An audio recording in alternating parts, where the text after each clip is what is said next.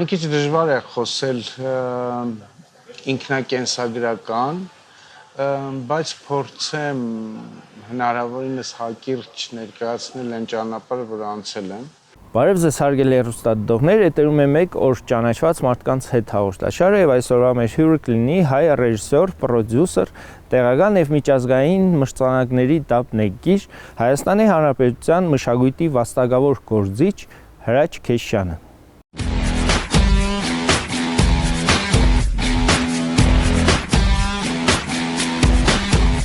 Ծնվել եմ Երևանում, սկզբում սովորել եմ սովորական հանրակրթական դպրոցում վերջին տարիները, դպրոցական վերջին տարիները, դրանք ֆիզիկայի թեքումով դպրոցում էին եւ բնականաբար ամեն ինչ գնում էր նրան, որ ես պետք է գնամ հենց այդ մասնագիտության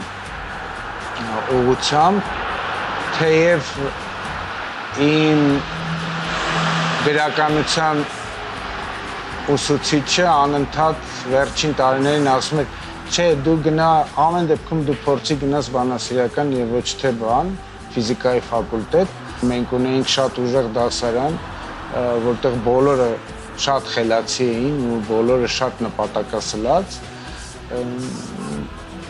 Բայց այնուամենայնիվ այդտեղ կար մի հատ այդպես փոքր շեղում, որ ինձ ասում էին անընդհատ վայ ափսոս, որ դու չես գնալու բանասիրական։ Բայց բնականաբար ես չէի ուզում գնալ բանասիրական եւ կար նաեւ որոշակի, այսպես ասած, միտք փորձել գնալ Մոսկվա, ասենք թե վգիկ կամ գիծիս, որովհետեւ այդ տարիներին շատ սերտ էր իմ կապը կինոյի տան հետ եւ Մալյան թատրոնի հետ, որովհետեւ ես փոքր տարիքից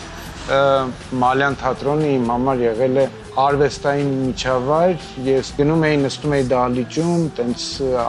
չերևացող տեղում, թեկուզ եւ դահլիճը փոքր էր ու փորձում էի հասկանալ, թե ինչպես է ստեղծվում ներկայացումը։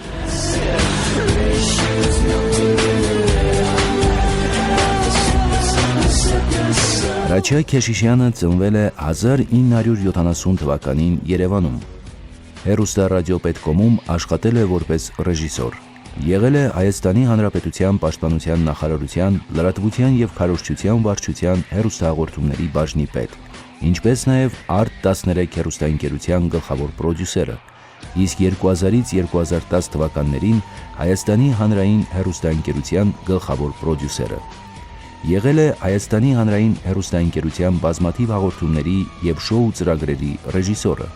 Ուշ երեկոյան, առաջին ծրագիր, բաց նախագիծ, օտար խաղեր, բանաձև, Եվրոպոլիս, Թոփ 10, Թեժ 10, երկու աստղ, երկ-երկոց։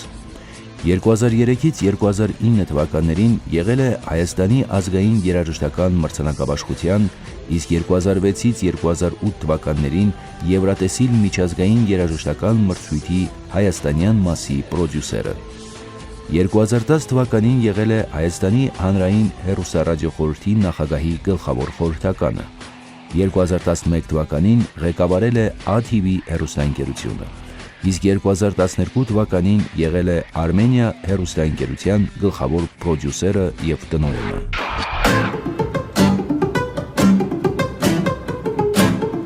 Անընդհատ ներկա էի կինոյի տանը տեղի ունեցող բոլոր ներկայացումներին, որովհետև մայրս աշխատում էր կինոյի տանը։ Եվ դա հնարավորություն էր տալիս ինձ որոշակի առումով տենց առնչվել արվեստին, հասկանալ, իսկ այն ժամանակ արվում էին կինոյի տանը արվում էին շքեղ պրեմիերաներ։ Այնքան ցանկացած հայկական ֆիլմի, նոր դուրս եկող հայկական ֆիլմի պրեմիերա, կինոյի տանը դա մեծագույն տոն էր։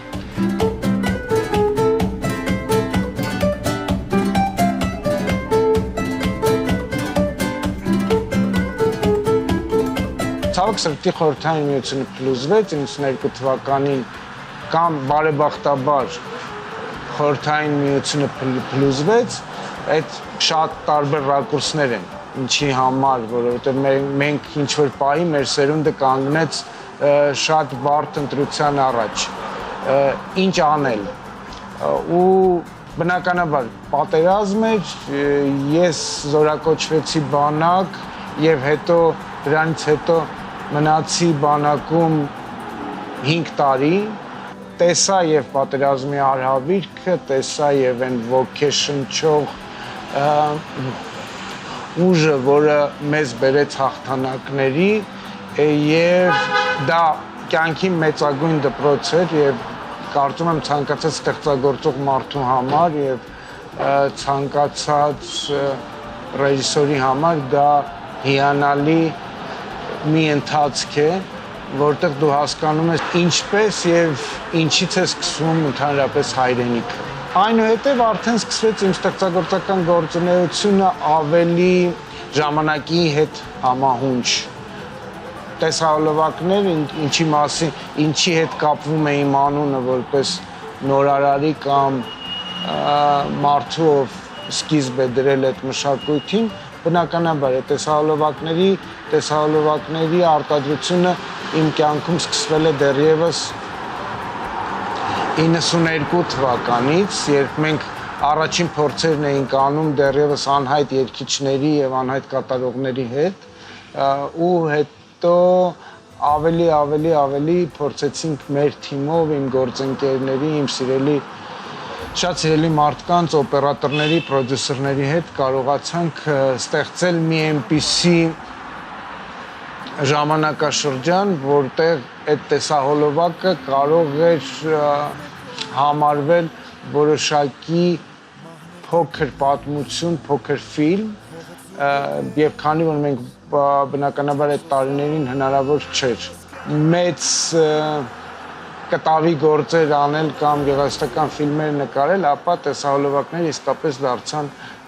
շատ կարևոր ու առանձնահատուկ կետ եւ ընդհանրապես հեռուստատեսային կոնտենտի առումով եւ նաեւ մեր ստեղծագործական կյանքում, որովհետեւ մենք սովորեցինք պատմել պատմություն այդ 3 րոպեի մեջ, մենք սովորեցինք մեր ուզած պատգամները կամ հաղորդագրությունները տալ, փոխանցել հենց այդ տեսահոլովակների միջոցով։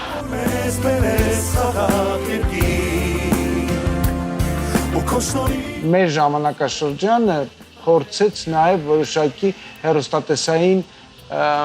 նոր մշակույթ ու նոր ստիլիստիկա մտցնել, որովհետև կան բաներ, որը հենց մեր թիմի եւ մեր ստեղծագործական մտքի արդյունքն են, ու մենք կարողացել ենք որոշակիորեն այդ նորարարությունները բերել հեռուստատեսություն։ Պատկերացրեք, որ մենք գունաշտկումը փորձում էինք ստանալ հենց նկարահանման պահին եւ երբեմն խաբում էինք կամերայի լուսային ընկալումը, այն որ օպերատորները ասում են բալանս, հա, մենք փորձում ենք այդ բալանսը խաբել եւ ստանալ մեր ուզած գույները։ Այդ իսկապես սուպեր էքսպերիմենտների ժամանակաշրջան էր եւ մենք գնում էինք այդ բոլոր էքսպերիմենտներին։ Այդ էքսպերիմենտները ընկալվում էին շատ բարդ։ Շատ հաճախ նույն հանրային հեռուստաընկերություն, այն ժամանակ հանրային հեռուստաընկերություն չէր կոչվում էր պետական կամ ազգային հեռուստաընկերություն, 2-3 անգամ անունը փոխվել է։ Ու նույնիսկ այդ ժամանակ հաճախ մենք բարդության առաջ էինք կանգնում, որ մեր կոնտենտը պետք է գնա եթեր եւ դա բնականաբար անցնում էր որոշակի տեխնիկական, ստեղծագործական ինստանցիաներով ու այդ շատ դեպքերում ասում էին, որ այստեղ սենց ինչ-որ տենց սխալ բան կա, որ այս նյութը չի կարող գնալ, հետո իմ շատ սիրելի ավագ ընկերներից մեկը ինձ հուշեց մի հետաքրքիր ձև ու հասկանալով, որ իրականում սա նոր է, սա ուրիշ տեսակ է, սա նոր ընկալում է, նոր մոտեցում է, ասեց այն թերթիկը, որը լրացվում էր եթեր հեռարձակելու համար, եթե վերահսկողը գրում էր, որ այստեղ ասենք թե կադրի գունային, չգիտեմ, այս մասը այնպես չի, ինձ հուշեցին, որ պետք է այդտեղ ռեժիսորը գրի անպայման, որ սա ռեժիսորական մտահաղացում է։ Եվ այդ ռեժիսորական մտահաղացում բառով մենք անցկացնում ենք մեր բոլոր իդեաները։ Դա էլի շատ հետաքրքիր անցումային շրջան էր հեռուստատեսության համար, եւ մենք էլ երիտասարդ էինք ու ուզում էինք փոխել ժամանակաշրջանը, գրել մերը։ Мотор.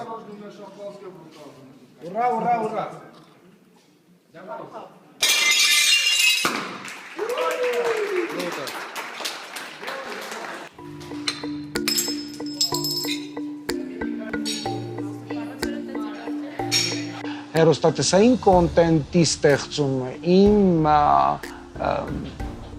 ամենասիրելի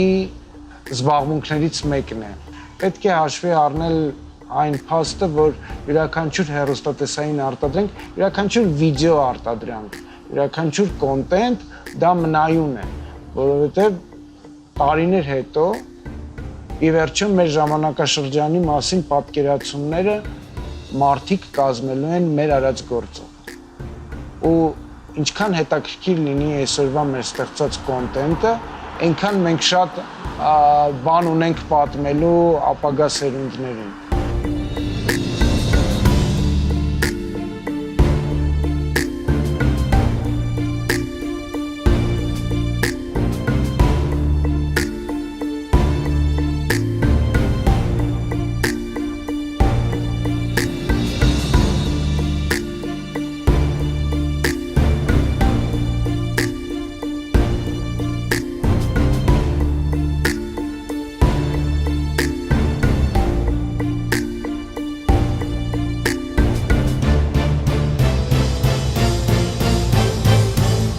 Ֆիլմարտադրությունը իմ կյանքում սկսվեց 2006 թվականից, երբ ինձ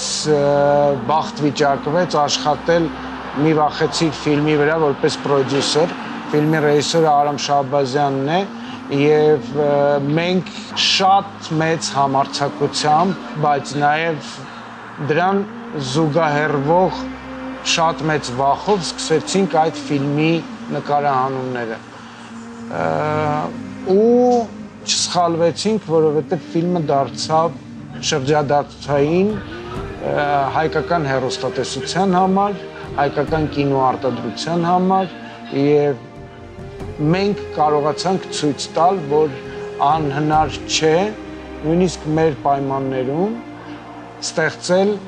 այն ժամանակվա 2000-ականների բարդ իրավիճակում, երբ նոր երկիրը ոտքի էր կանգնում, նոր կարողանում էր պատերազմից հետո թոթափել իր բարդ պրոբլեմները, մենք կարողացանք նկարահանել ֆիլմ։ Այնուհետև բնականաբար եղավ իմ առաջին գեղարվեստական ֆիլմը որպես ռեժիսոր, դա ոչինչ չմնա ֆիլմն է, որը ի դեպ հենց մեր ժամանակաշրջանի մասին պատմող ֆիլմ է, այն ժամանակաշրջանի, երբ մեր երկիրը նոր էր իսկապես թոթափել պատերազմի պրոբլեմները եւ կար երիտասարդություն, որը տեսել էր հենց այդ մութ ու խավար տարիների ազդեցությունը իր վրա։ Հիմա ամեն ինչ լավ կլինի։ Ամեն ինչ լավ կլինի։ Մենք կապրենք արջի որջում ու սկյուրի փչակում, մեղրը ընկույզ կուտենք, ամպի չափ ընկույզներ կունենանք, մենք կպարկենք արևի տակ ու քաղցր երգեր կերգենք երկուսիս մասին, ծառերի ու մեր բնակարանի մասին, Իսկ դու քո խոշոր աչքերով կհետևես, որ իմ մոշտակը միշտ թավամազ մնա ու թաթերս միշտ սրաճանք լինեն, որովհետև ես ծույլ ու ցնդած արջ եմ։ Իսկ ես կհետևեմ, որ քո փափլիկ պոչը միշտ մետաքսի պես քնքուշ լինի։ Կարծում եմ, որ այդ ֆիլմը իսկապես մեր ժամանակաշրջանի մասին պատմող ֆիլմերից մեկն է, եւ եթե մենք ուզում ենք հասկանալ, թե ինչպիսին էր այդ 2000-ական թվականները, իրականում երբեմն արժի հետ վերադառնալ ու դիտել ֆիլմը։ Բնականաբար հետո եղան ֆիլմեր, հետո եղան արդեն լուրջ գեղարվեստական ֆիլմեր, լուրջ ծանր ընթացքով, իրենց հետաքրքիր ճակատագրով։ Ես ուրախ եմ, որ այդ ֆիլմերը իրականում ունեցան իրենց որոշակի տեղը մեր հայկական կինոարտադրության մեջ, հայկական կինոդարանում եւ նաեւ ուրախ եմ, որ այդ ֆիլմերը գրեթե բոլորը ունեցել են հաջողություն։ Սիրելի որդյակ,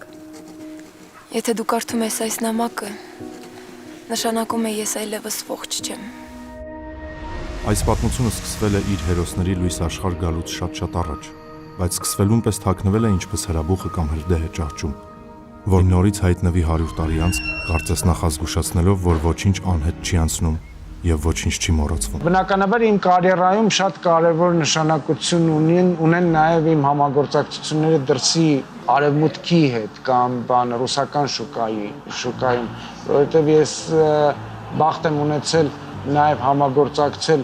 ռուսական հեռուստաընկերությունների հետ եւ ոչ միայն հեռուստատեսային կոնտենտի առումով, այլ նաեւ կինո կոնտենտի առումով ու այդ իմաստով բնականաբար նաեւ շատ մեծ փորձառություն է աշխատել դրսի մեր գոլեգաների հետ։ Իմ կյանքում եղել է երկու մեծ համագործակցություն, դա ֆրանսիացի Ռոբերտ Գետիկյանի հետ համագործակցությունն է ֆրանսիացի ֆիլմ արտադրող ընկերության եւ մասնագետների հետ եւ իտալական Lotus Production-ի հետ, որի հետ միասին մենք ստեղծել ենք համատեղ հետաքրքիր գեղարվեստական ֆիլմ, որը ցավոք դուրս չեկավ հայկական պրոկատ, Հայաստանում չցուցադրվեց, բայց բավականին մեծ արձագանք գտավ Իտալիայում, այդ Հոթել Գագարին ֆիլմն է, իսկ ֆրանսիացիների հետ մենք արեցինք Bravo Virtuos ֆիլմ։ Այդ օրը պապիկս նվագեց նոր կոնցերտոյի առաջին նոտաները։ Ես ու պապիկս խոստացանք իրար, որ սա պետք է հնչի ամեն օր ամբողջ աշխարհի առջև։ Համերգ եք ուզում տալ, լրիվ տարի տիրճարեք։ Այդքան գումար չունեմ։ Փրկեք մեր նվագախումբը։ Ֆինանսական խնդիրներ այսօրով չունի ջահել։ Դաժե Ալեն Դելոնն ու Հռոմի բաբներն ունեն ֆինանսական խնդիր։ Կապեկը թավքելու։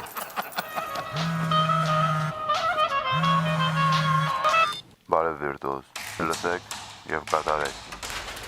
Մնացածն ավելի ուշ։ Սա ինչ է։ Նոր ունենք։ Միենից համերգ ենք տալու որ։ Տագա։ Չես կարծում, որ կրակի հետ ես։ Ու այս ողջ ընթացքը իմ կյանքի, իմ գործունեության եւ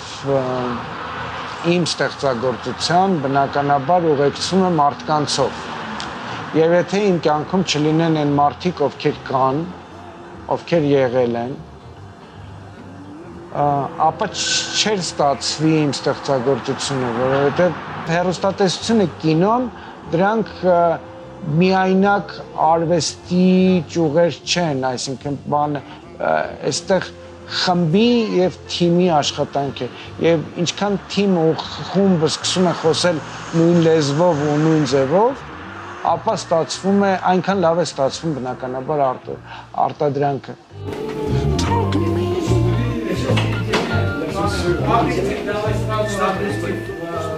Там единственное, сделаем, да?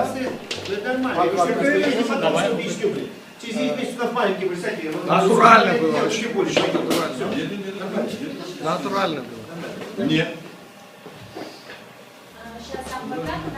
Да.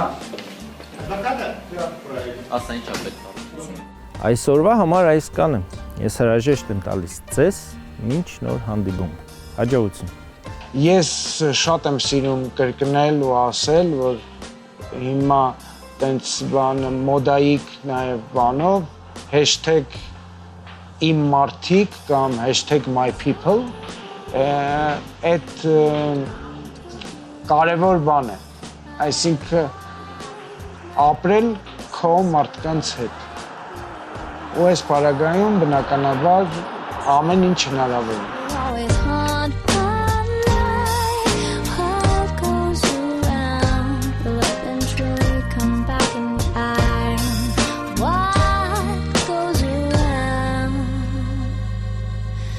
Comes around.